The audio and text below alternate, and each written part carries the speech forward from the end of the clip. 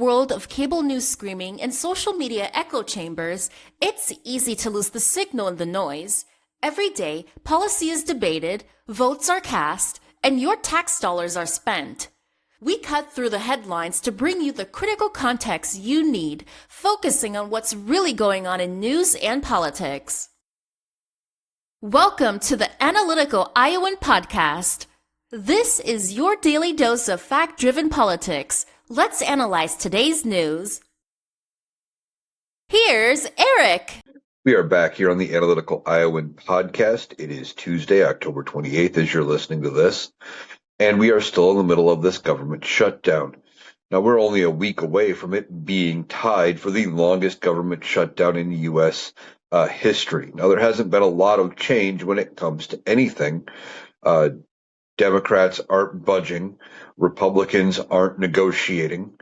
While the Senate was back in session yesterday, Monday, they didn't get anything accomplished. They didn't vote on the food stamps package that Senator Josh Hawley suggested, trying to make sure people can have access to food. Mike Johnson is keeping the House of Representatives out. We'll talk about that in a moment. But there was one change, and the American Federation of Government Employees Labor Union came out. The head of that, Everett Kelly, came out and tried to pressure Democrats to end the shutdown and let the government employees go back to work. Well, here's the thing. If the Democrats cave now, they have no bargaining chip later. Okay? If they end the shutdown, which you're saying the Democrats hold all the cards, which they don't, there are things Republicans can do to end the government shutdown. But he's trying to put all the pressure on the Democrats to end the shutdown and say, well, they need to end it. They need to bring us back to work. If they do, nothing changes. Okay. Republicans would have no reason to negotiate on the Affordable Care Act subsidies that are going to expire in 2 months. They wouldn't negotiate on restoring any of the Medicaid cuts. And it's not feasible for the Democrats to cave here. This is where they have a bargaining chip and something to do. Now, they listened to Republicans back in March. In March, Republicans promised that they would discuss the Affordable Care Act subsidies later. Later is here, and they're still saying, let's discuss it later.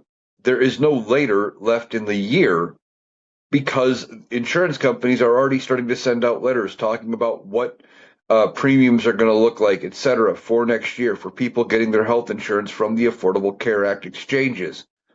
But see, Republicans want the Affordable Care Act to fail because they have been against it since it was initiated, and they want to make it unpopular because if it's not working and it's too expensive, then they have a way in to reasonably get rid of it when they have been trying to get rid of it for years. There are whole sections of people who have grown up not knowing what it was like before the Affordable Care Act, when they tried to change exactly how health insurance works, limiting some of what insurance can do. For example, that used to be you were stuck in one job if you had employer-sponsored health care and you got something serious, say potentially like a cancer diagnosis or diabetes or something like that. If you switch jobs, they could try to say, well, you have to have a health screen, and anything you have coming in, we're not going to cover. So, suddenly you switch jobs, but your new employer-sponsored health plan won't cover your insulin or any treatments for anything related to your diabetes or anything related to, you had cancer. Maybe you've already successfully battled it, but it came back. Well, you had it before, same type of cancer. We're not going to cover you anymore. They used to be able, even on your employer-sponsored plans, they used to be able to say, well, you've hit your lifetime maximum, and we're just not going to insure you anymore, even though you've had insurance with us, for years, and you have one major incident. You might be up against losing your health insurance forever. Then all that went away. They used to be able to say newborn babies or even children that find out, after they've been born that they have some health condition that they need to deal with. Insurance companies used to be able to call that a pre-existing condition and say, yeah, we're not going to treat that. There was a bunch of problems with health insurance before the Affordable Care Act. Is the Affordable Care Act the answer?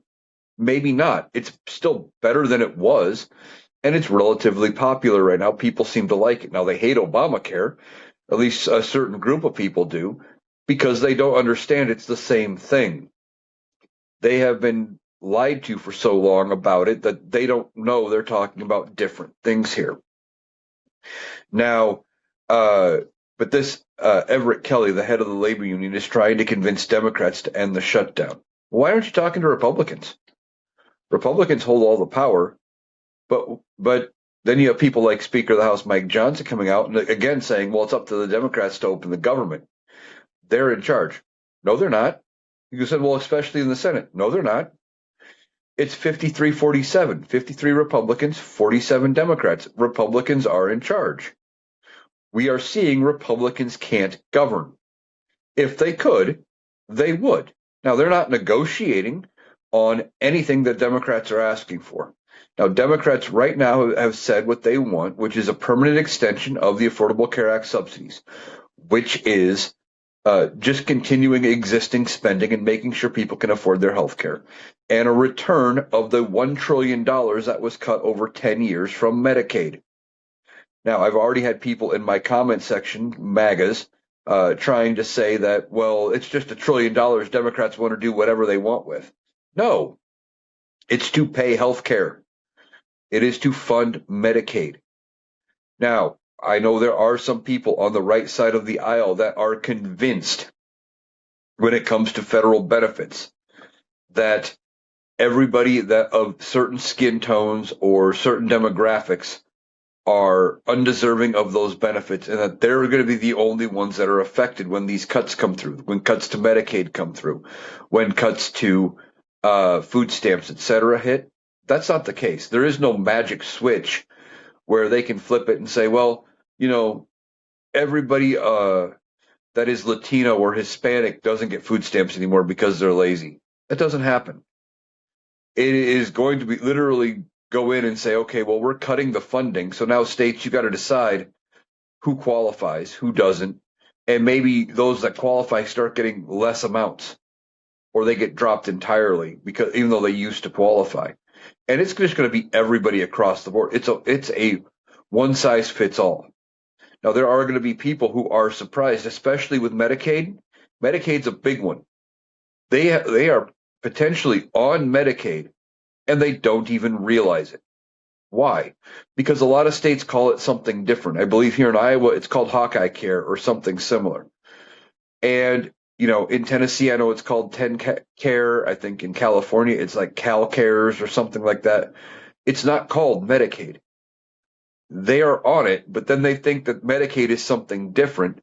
And some people actually believe that the people on Medicaid are actually getting a paycheck out of it when they're not. It's just paying for their health care. But again, because they are getting it under a different program name, they don't realize they're getting the same benefit. Now, there are people, and I've seen people on TikTok and other apps coming out talking about the food stamps that are not going to be paid out as of November 1, the SNAP benefits. And they are Republicans, and they're saying, well, what'd you do with October's payment? They spent it on food. It comes out to like $10 a day per person or something like that in food benefit. I don't even know if it's that. I think it might even be less than that per person per day in food benefit. It was gone. It wasn't like, you got an unlimited amount of money. Now, there are people I have seen talking about how, they can't wait for the food stamp recipients not to get their paychecks or their benefits because that means groceries prices are going to go down. And it's like, well, how does that work?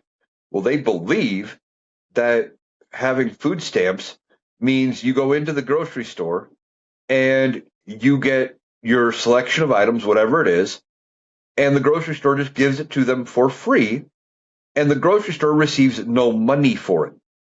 That because it is paid for by the government or because they're on this government program, that the store gets nothing for it. No, they get paid full shelf price, whatever that is. If there's a sale, they only pay off of their card whatever the sale price is. Now, differing states have different rules, and coming up here in Iowa, when it comes to food stamps, they are limiting a lot of what you can get.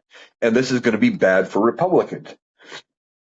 Because when you start messing with people and their ability to get food, it is going to be very bad for you as a political party. Now, what are they changing in Iowa? Well, no pop, no tea, no juice unless it's 100% juice. No sugar, no flour, no baking chips, no spices, no gravy packets, limits on certain cheeses, certain meats, basically bare bone necessities only. And they kind of want you on bread and water diet, basically. And I think even bottled water is out as an option. Because they'll say, well, you have a tap, you can get it, you can get water for free.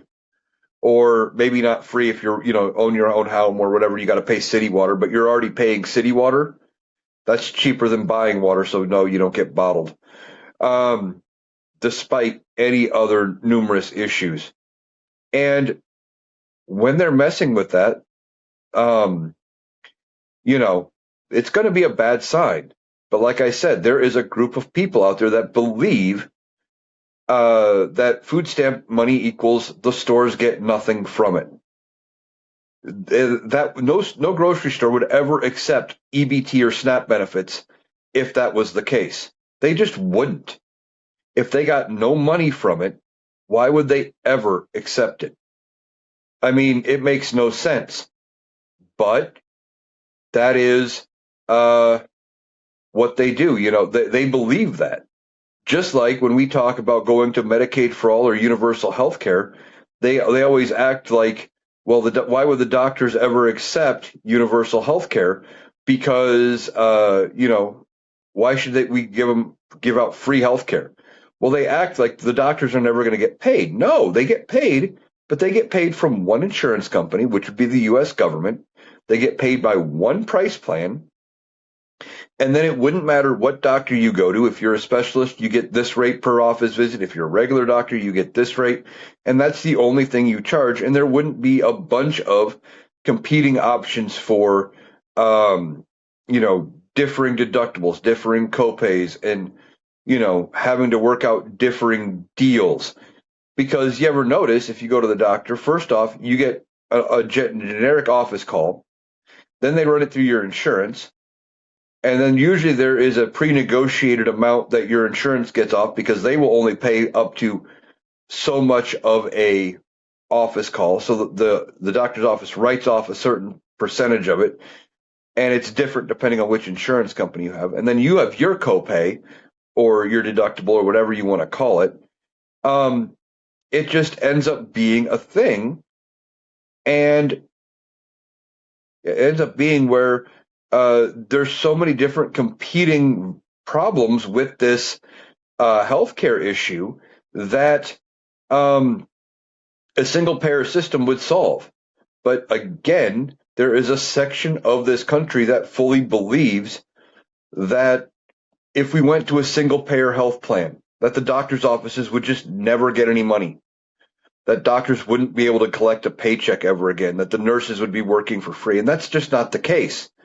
It just would solve a bunch of problems, and hospitals and doctors' offices, etc., wouldn't have to deal with collections. People wouldn't have to deal with collections and maybe going bankrupt due to a medical bill. You could eliminate a lot of the red tape and the problems with healthcare where, oh, well, this doctor's out of network, and oh, you went to that doctor instead of this one that we pay for. So now you got to pay a higher bill. Or, oh, you're traveling, but your insurance doesn't cover a doctor's office out of state. I was on a plan like that for a while because I had no intention of leaving the state, and I didn't have the money at the time to do any major traveling or doing anything like that. And I'm like, well, and it was cheaper, so I took it. But if you went to a single payer plan, that would never be a problem. You could go to any doctor in any part of the country, anywhere you wanted, and it wouldn't be a problem. But again, people believe that if we go to something like that, it just means no one's getting any money, and that's not the case. Well, this this government shutdown is going to be a problem. I think that November 1st is going to be the real deciding factor here as far as whether or not where the Republicans stand on it. Now, for his part, Donald Trump is not willing to negotiate. He's not even around. He left the country, which is typical of Republicans. I mean, look at what happened down in Texas several different times. They got a cold snap in Texas where people were actually freezing and not having access to heat and stuff in Texas. And where was Senator Ted Cruz? He was on his way to Cancun and then tried to blame his kids for going to Cancun when he got caught by people with cell phones leaving for Cancun. And if he wouldn't have gotten caught and gotten blown up all over social media, he would have probably stayed in Cancun until the cold snap was over. And then there was a known hurricane heading to the Texas area a while back. And where was Greg Abbott? He was in Asia. He was off doing whatever. He wasn't around. Joe Biden was trying to get a hold of him when he was president, trying to set up disaster aid and get FEMA rolling, etc. Couldn't reach him. So Donald Trump is on this Asia trip. Now he's trying to wheel and deal, and he's meeting with different people, talking about trade deals. Well, once again, we're back talking about potentially having a trade deal with China. I think I discussed that yesterday. But this is like the fourth or fifth time he has said we've had a deal with China. So I don't believe it until I hear it from China themselves in reporting as that their side of the story on what this deal is, or in some kind of a joint report.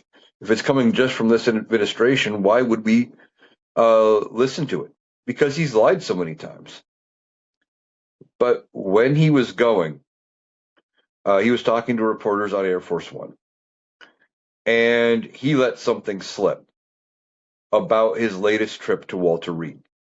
He let a couple things slip, actually. And he said that, he took an IQ test when he was at Walter Reed. He called it an aptitude test. He said it was an IQ test. He said it was very difficult. And then he tried challenging Representative Alexandria Ocasio-Cortez, AOC, to a cognitive test, and that she should take the same thing that he took, because it was very difficult. And as he was trying to describe it, what he was describing, as I've talked about before, was the Montreal Cognitive Exam. That is not something you give as just a standardized test. I have had many physicals over the years, usually because it was required by my health insurance to save a few bucks. But I have never once been given the Montreal Cognitive Exam. I've had family members who have had to take it, one in particular who has had a stroke. And they gave them the Montreal Cognitive Exam. It is almost exactly what Donald Trump is describing. You have to line up letters and numbers, 1A, 2B, etc. And it's only like 4 or 5 of them, just enough to see if you can recognize the pattern and you can actually complete it. Then you have to correctly identify 3 basic animals. And they're not even asking for anything overly specific, just as generic as can be. I think the one I saw had a picture of a lion, a giraffe, and a camel. Like, that's all they wanted. They didn't care what kind of a lion you said it was. They weren't looking for anything overly specific, just enough to say that you knew what those animals were. And then there were a few other questions, like drawing a clock face. And it was just to see how close to accurate you could get. But Donald Trump admits to taking this test. Now, he's calling it an aptitude and an IQ test, and he swears he did perfect. But that's what you tell somebody who is battling dementia. You don't talk to them like, you don't necessarily tell them that they are going through that. You kind of direct them around it. And of course, with somebody with Donald Trump's temperament and Donald Trump's ego, you wouldn't want to tell him what that test is. I'm sure they did tell him it was an IQ test or an aptitude test because it was probably the only way they could get him to take it to prove how smart he really is. But then he is challenging AOC to go take the same test he did. There would be no reason for a 36-year-old to take it that has had no underlying symptoms, no underlying problems. But again, Donald Trump doesn't necessarily care about any of that. He thinks he's taking an IQ test. He thinks it's going to prove how smart he is. Simple fact of the matter is they're testing him for signs of dementia and other cognitive problems, other memory related problems. And they usually give those exams fairly regularly to use it as benchmarks to see, are you getting better? Are you getting worse? Where are you at compared to how you were 6 months ago, etc. Now, he has had 2 trips to Walter Reed this year. Both, we were told, for annual checkups. Now, he also let it slip that he had an MRI at this last annual checkup. Again, I've had physicals. I've never had an MRI for anything. It's not something that is considered a standardized test. They just don't give you an MRI. One, they're fairly expensive, and insurance isn't going to cover them typically. Even Donald Trump, who is on right now government insurance, which is, he's got the best health care. But even then, I don't think they would do it unnecessarily just because. And they couldn't convince Donald Trump to take it, I don't think, just because. Now, they maybe had to tell him, well, you need to do it just to prove exactly how healthy you are, and stroke his ego a little bit. But they wouldn't have been able to get him to do it if they weren't concerned about something. So him letting those 2 things slip during this overseas trip is very concerning. Now, Democrats have been dealing with Republicans for, 4 years, where they were trying to go after Joe Biden, trying to say how bad off Joe Biden was, how he was Sleepy Joe, how he was battling dementia, or he didn't know where he was, who was really running the government, all of those questions. And they have been trying to do congressional inquiries into that. Of course, they haven't gone anywhere. We haven't heard anything coming out of them. They haven't been able to release anything. They haven't even gotten any good sound bites about any problems with Joe Biden. But when Democrats are back in control, they need to do the same thing with Donald Trump. When Donald Trump doesn't make it to the end of his term, which is looking more and more likely that he is not going to make it to the end of his term, then we need to have answers to those kind of questions. We need to figure out who knew what, who knew, did we know exactly how bad off he was? Who was covering for him? And were they propping him up? And of course, they like to go after Joe Biden for use of the auto pen. Were they using an auto pen for Donald Trump? Or were they just handing him things, telling him to sign them, and not telling him what he was signing? That is a very real question when it comes to Donald Trump. Now, as part of this Asia trip, Donald Trump was getting off of Air Force One in Japan. And he was going very slow, very gingerly down the stairs, holding on very firmly to the railing. And apparently, he has said recently in an interview that he was told by doctors to take it easy going downstairs and to be careful. Well, that sounds like somebody who is having motor skill problems. Again, not somebody who is as fit as Donald Trump would have us believe. He wants you to believe he is as healthy as he was 20 years ago. And that's just not the case. We are seeing all kinds of health problems with Donald Trump. But he's going very gingerly down the stairs. And then apparently there are clips where it looks like Donald Trump is kind of dragging his right foot and leaning pretty heavily on his left, like he is having motor skill problems. Something I've seen very similarly with people in my life who have had strokes. They lose control of a leg where it doesn't cooperate, doesn't move the way they want. Where, normally when you walk, you step heel first and you put all the weight on your heel. But sometimes after having a stroke, what'll happen is you kind of you lose that motor skill and you can't always get it back, and you start landing on the ball of your foot first, and your toes start to curl, and it becomes very hard for you to control your foot to land the way you want. So it kind of looks like you are dragging your foot across the ground. Now, if this is what's going on with Donald Trump, it would indicate that he potentially has had a stroke recently or something similar, and again, isn't very healthy. Donald Trump would have you believe he is as healthy as he was 20 years ago, but video evidence is proving that is just not the case. He doesn't entirely, I think, know how bad things are for him, and every day there's new video evidence and new things coming out and new things that he is saying, which is leading me to believe more and more that he will not make it to the end of his term. I don't think he gets there. I think between now and the end of 2028, his health gets in the way, and he won't be healthy enough to run the country by then. And either he will have to resign on his own, citing health, he will pass away, or they may have to invoke the 25th and remove him just because of how bad he does get. And the only way I can see them using the 25th is if they end up doing it when he's in a position where he is not cognitive enough to give interviews and post on Truth Social, etc., where he can respond. Because if he can respond, he will burn the Republican Party down for being disloyal, for sharing the narrative about how bad he is. Because he will never believe he is in that bad of shape until he is at a point when he won't be able to respond. Now, speaking of 2028, you've got this dumb fuck Steve Bannon out saying that there's plans in place for Donald Trump to run in 2028 and that he's going to win.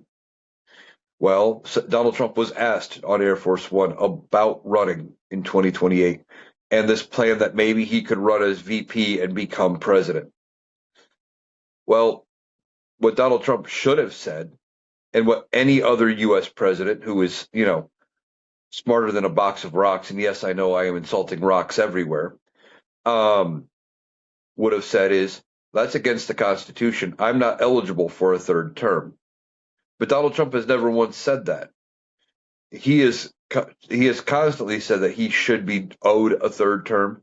Even before this dementia and the other problems he is facing have gotten so bad, he was talking about it early in his first term when he was having trouble getting stuff done, especially during the second half of his first term when Democrats had control of the House and they were preventing him from getting a lot of things accomplished.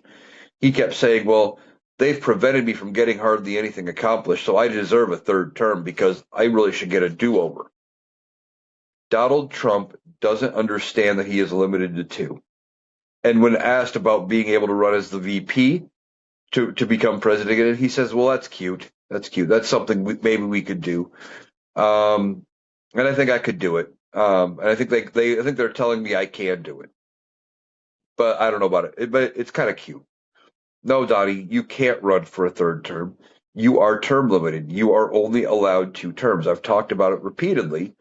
By the time they wrote the 22nd Amendment, that said, no person can be elected president more than twice.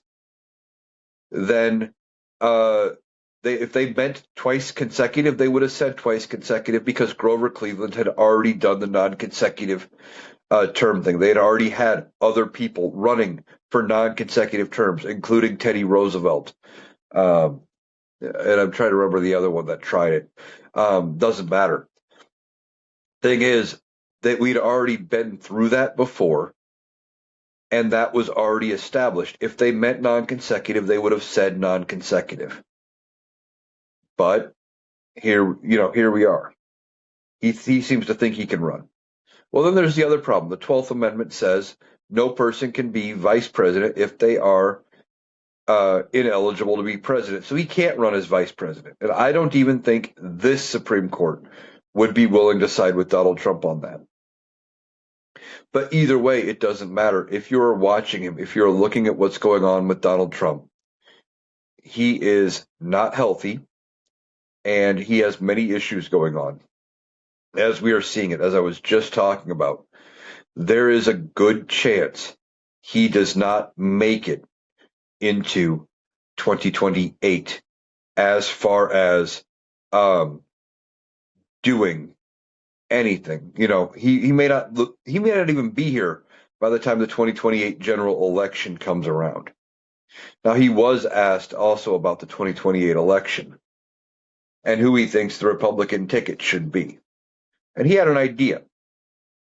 He suggested a ticket of J.D. Vance and Marco Rubio. Now, that's surprising. Of course, Donald Trump is still floating this idea of it should be him. But J.D. Vance and Marco Rubio, two people that would be very closely tied to everything Donald Trump is doing. Very closely tied to everything Donald Trump is doing. And they would have the problem Kamala Harris had in this last election. And that is, they won't be able to get away from Donald Trump's record. They won't. They will have to answer for everything. And if Donald Trump happens to still be with us and still be president, there is no way that if things are going as badly as it looks like they might be by that point, that JD Vance can go on the campaign trail and say, "Well, yeah, I'm gonna fix this, I'm gonna fix that." You know, well, this last administration we really had problems with this or that, and try to distance himself from Donald Trump. If he would attempt to say anything bad about Donald Trump or the Trump administration, he would end up getting so much backlash from Donald Trump himself, if he's still around, that he would be burying himself in the campaign trail. And that's part of the problem Kamala Harris had. Kamala Harris was trying to walk a very fine line. She was trying to walk this area between saying everything she could do as president and what she would get accomplished, and not talk badly about Biden or the Biden administration or any of Joe Biden's policies, because you just, as vice president, you typically don't do that. Not that she was afraid of Joe Biden coming after her, but because they were a team and she respected Joe Biden. And as the VP, you typically don't come out and say anything bad about your running mate. So even though she was running for her own term, she was kind of stuck in what she could say and what she could do. She could talk about her plans for making things better, but then she couldn't say anything negative about what Joe Biden wanted to accomplish. So J.D. Vance, if he does run for 28 as the incumbent vice president, if by some miracle Donald Trump does make it, he is going to be stuck trying to defend all of Donald Trump's undefensible positions and trying to, make it seem like everything that's going on is perfectly fine and perfectly normal. And that's just not going to be a good look for J.D. Vance. He's not going to be able to sell that to the American people. Now, with 2028 coming around the corner, there are several Democrats that are being talked about. And I saw a poll out there where they were talking about potential front runners for the Democratic Party. And right now it is looking like it could potentially be Gavin Newsom. I think I talked about that yesterday. But Gavin Newsom has peaked way too early. Nobody, with the exception of Donald Trump, has come out and said 3 to 4 years ahead of the general election that they're running, or who has been thought of as the front runner to run for that election, has really come out and been the candidate. In 2016, nobody would have suspected, and even Joe Biden himself hadn't decided to run for election in 2020 back in 2016. He didn't decide to run until after Donald Trump screwed up everything with the pandemic, with COVID-19, and really messed with the response of that. And, 4 years out, He wasn't the front runner. We didn't have any idea who the Democrats were going to run. You couldn't have told us in 2012 that Donald Trump was going to even be in politics. He was making some noise, but we just figured he was being a racist asshole because he was going after Barack Obama, mostly about the birther movement. And all of that. Donald Trump is the only person really that I can think of in modern history who has come out 3 to 4 years ahead of time and said, I'm going to be the nominee. I'm running for president, and has actually done it, in part because the Republicans didn't back down from Donald Trump. So even Donald Trump saying J.D. Vance is going to be the front runner, I mean, there is a chance that somebody else comes out of the woodwork to run and ends up being the candidate. But that also might be unlikely. I think Republicans, by the time it gets here, when they get blown out in the 2026 midterms, I still think that is going to happen. That these midterm elections are going to end up going the way of the Democrats. I think they pick up 40, 50 seats in the House. And if they do, it is going to be a hard fight for the Republicans to get the House back in 2028. Odds are Democrats may even pick up more seats in 28. And if they get the Senate, the map, I believe, is actually more favorable for Democrats in 28. So they may be able to, if they don't get the Senate back in 26, they may be able to get it back in 28. And if they have the Senate, they may be able to extend that lead in 28. So Republicans may be willing to just sacrifice somebody like J.D. Vance, like Marco Rubio, let them run on another MAGA-style platform and let them get blown out. And then rebrand over 4 years and take their idea and look toward, 32 as their way of redemption and coming back. And then they can complain about everything the Democrats are doing and how bad it is and how the Democrats haven't fixed everything quick enough. Because they will. That's one of the things Republicans like to do. They wreck everything. Democrats have to come in and fix it. And then if it doesn't get fixed fast enough, they blame Democrats for it not getting fixed fast enough. Come back in and say, well, we can fix it. Put us back in charge. We'll fix it. And then they don't fix anything. All right. So we're still dealing with this government shutdown. And Mike Johnson is keeping the House of Representatives out again this week, trying to prevent them from coming back and doing any work.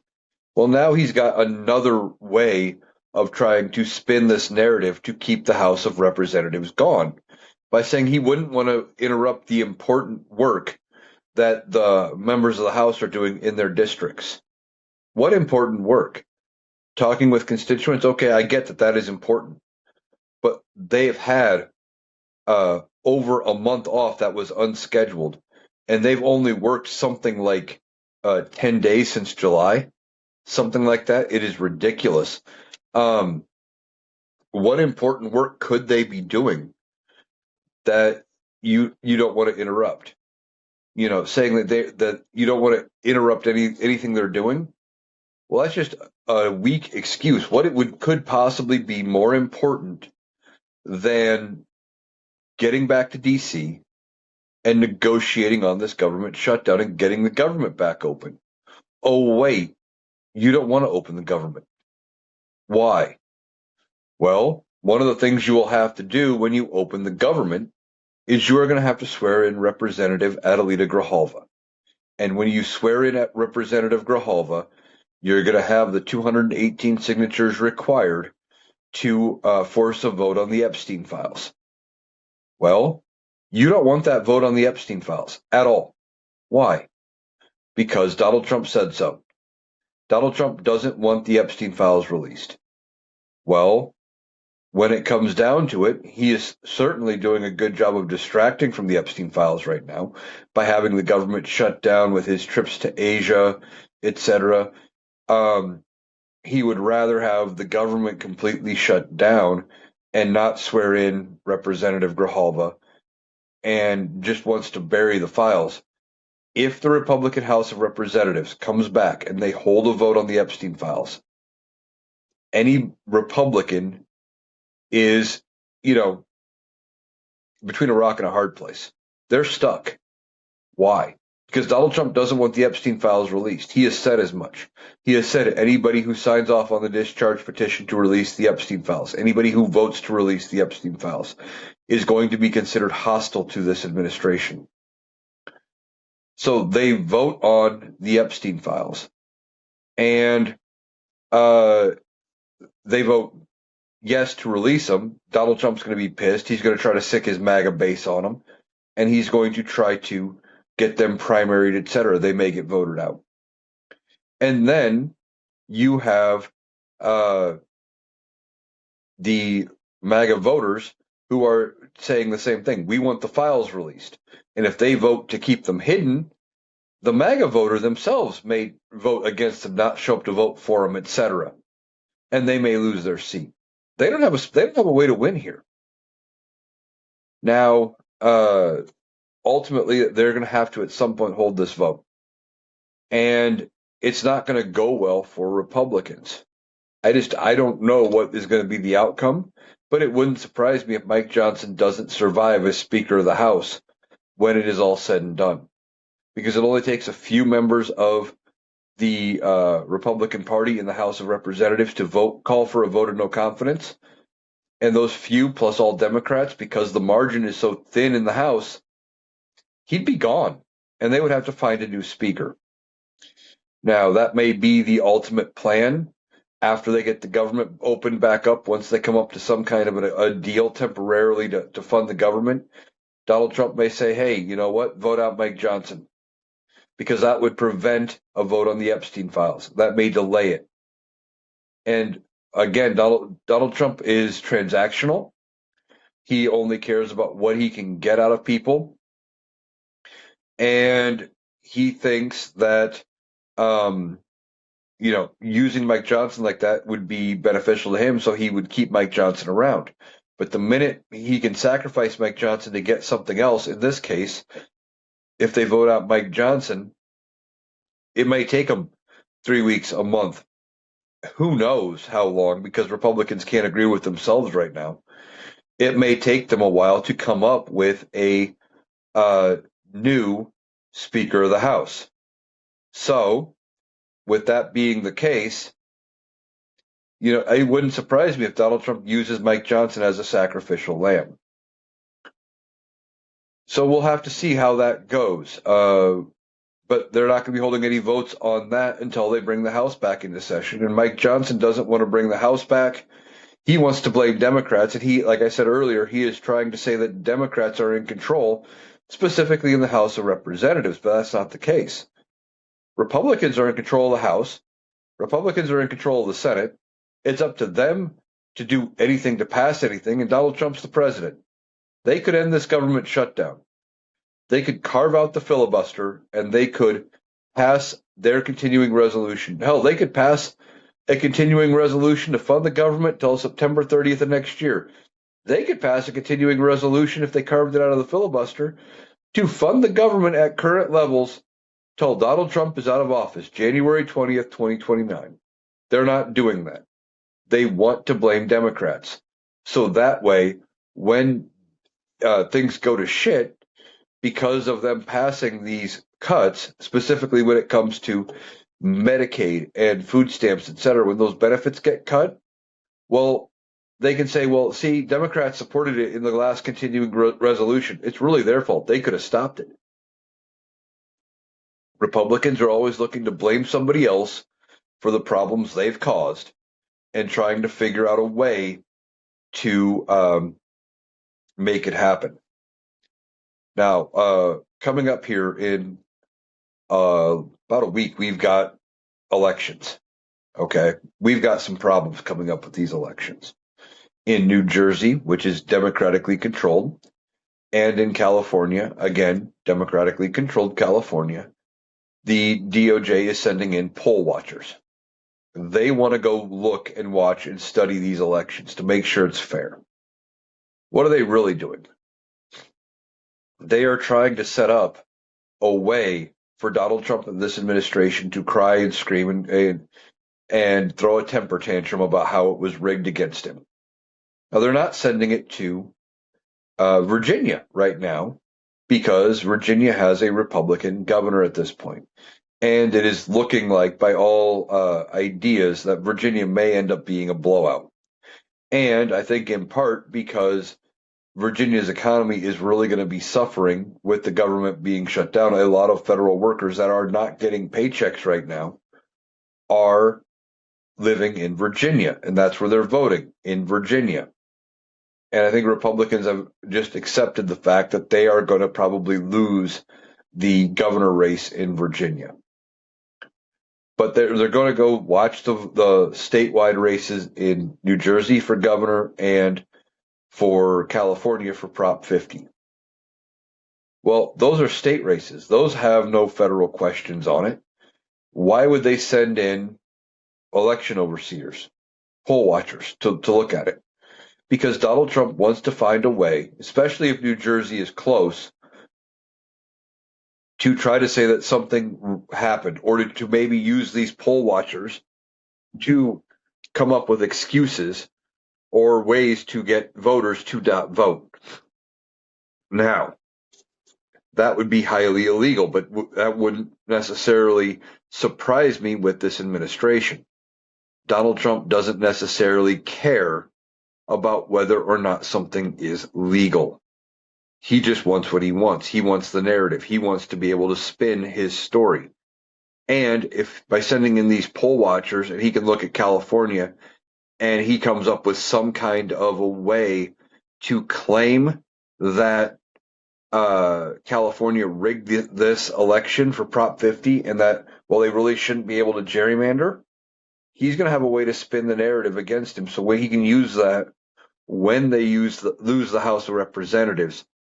Even if they lose it by 40 or 50 seats, like I'm thinking they will, well, he will try to say, well, see, California just cheated me out of that money. It wouldn't have been that bad. You know, he is looking for any excuse as to why he didn't lose. Because in his mind, and he said it going all the way back to 2016 when he lost the Iowa caucuses, the only way he could lose is if it was rigged against him. He says it all the time. And that's just the way he looks at things. Now, we do have a primary coming up in Maine for the Democratic nominee for Senate. I don't know if that is on November's ballot or if that is next year. I'm not sure when that's actually being held. And I can't think of the older lady that is running. I can't think of her name, but she's 77 years old. And there's a younger guy running. His name is it Graham Palantir, I think? And I haven't done a lot of talking about him because I'm not in Maine and I haven't been following it that close. But the Democratic establishment is trying to run this 77-year-old. And this Palantir has got some issues. He's got some problems. Okay? He made some Reddit posts when he was much younger that said some things that were horrible. He admits it. He said he's changed. And he's not that person anymore. Tend to believe him.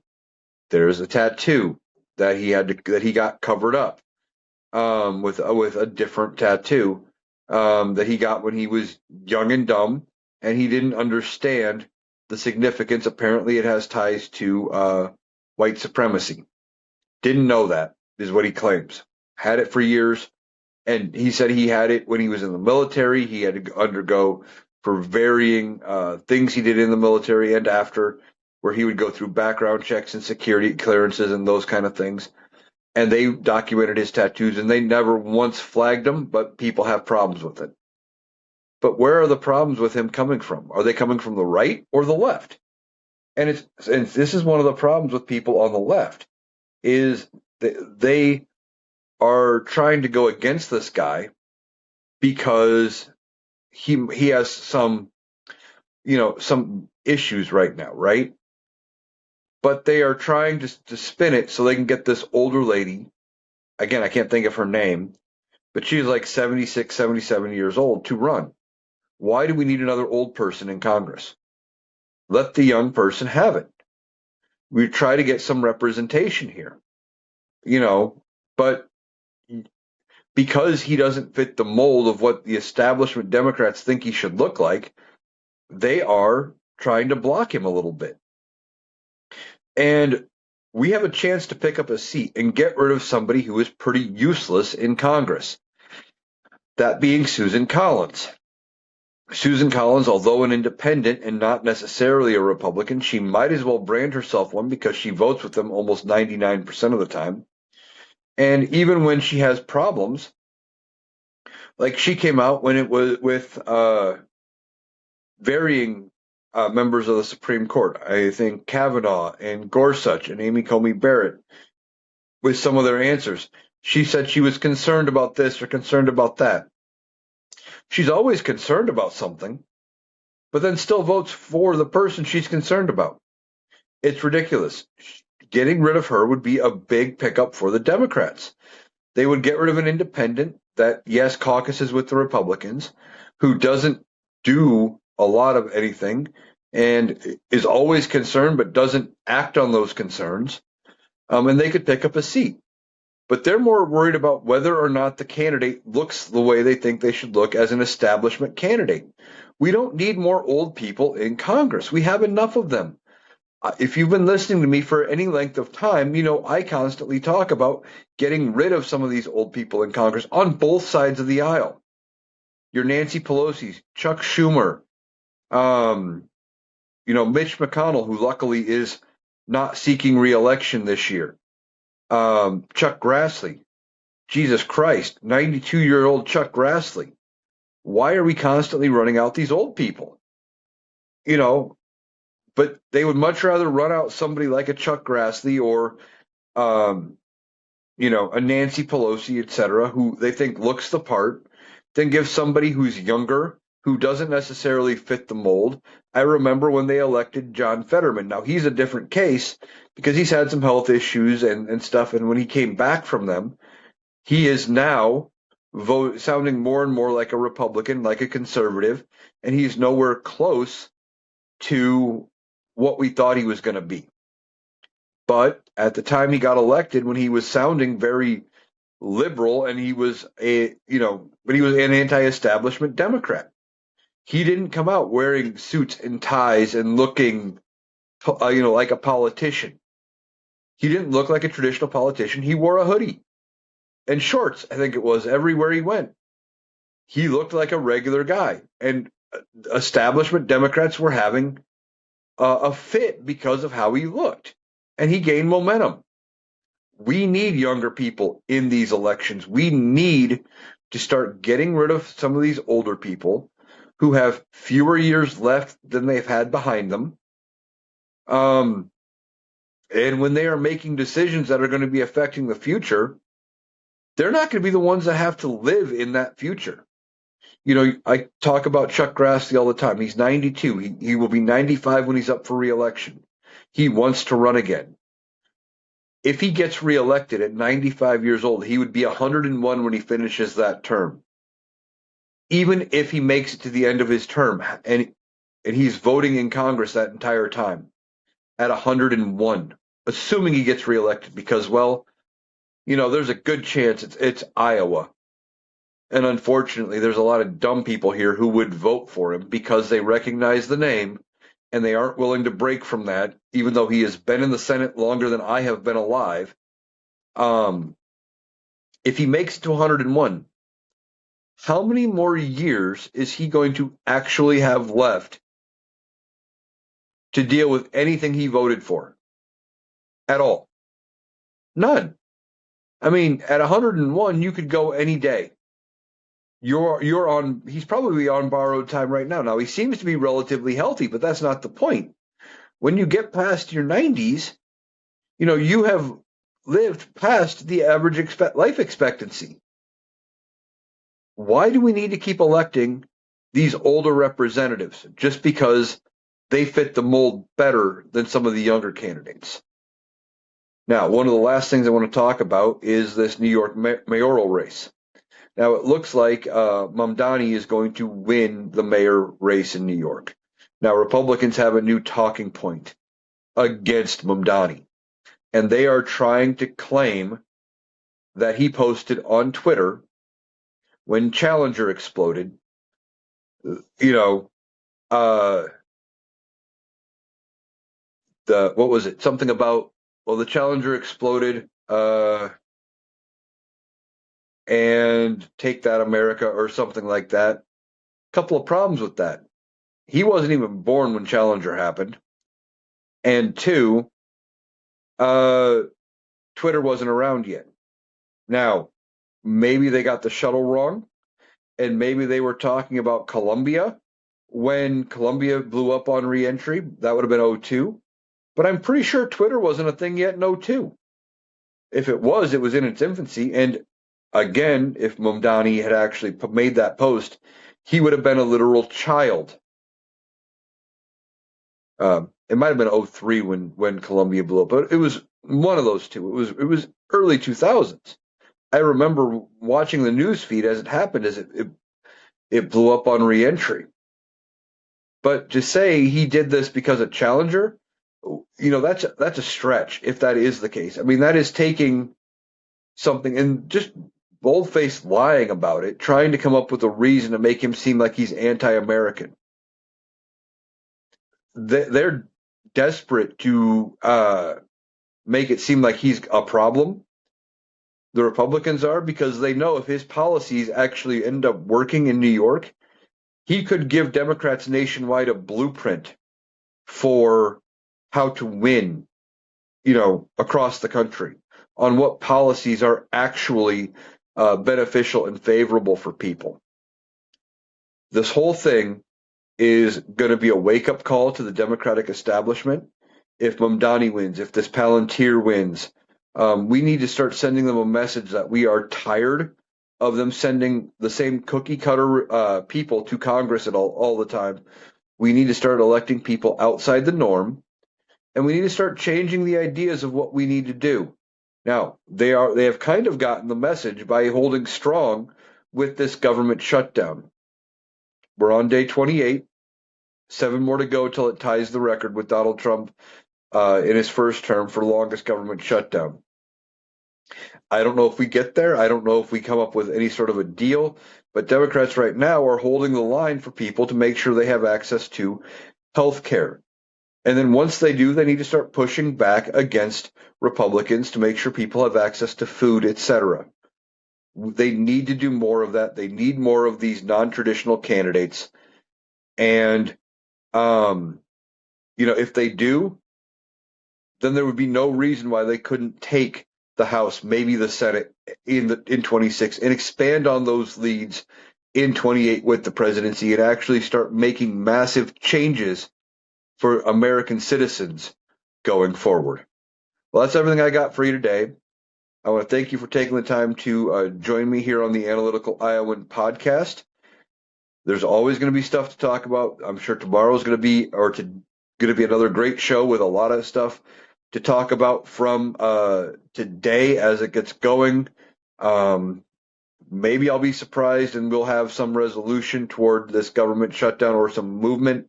Not looking likely, but I'll be back tomorrow to talk about it.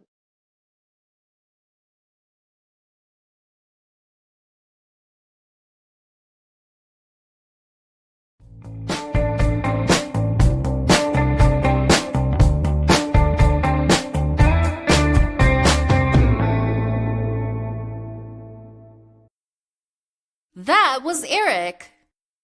That does it for our analysis today. If you appreciated us cutting through the noise to get to the critical context, please make sure you're subscribed to the Analytical Iowan podcast on Spotify and YouTube. We'll be back tomorrow. Thanks for listening.